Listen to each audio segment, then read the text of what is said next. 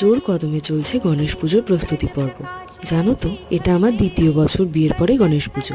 ওই যে জিনিসগুলো দেখতে পাচ্ছ, এগুলো কিন্তু ভোগ রান্নার জন্য সব ব্যবহার করা হবে। আর ছাদটাকে না, যত গাছ ছিল সব এক সাইডে করে দেওয়া হয়েছে, যাতে ভোগ রান্নার সময় কোনো অসুবিধা না হয়। তারপরে সন্ধেবেলা আমি আর মনীষ চলে যাই কাকুর কাছে তিওয়ারি ব্রাদার্সে। ওরে বাপরে বাপ, সেই কি ভিড় দোকানে! যেমনি বিকারামে ভিড়, তেমনি তিওয়ারি ব্রাদার্সে ভিড়।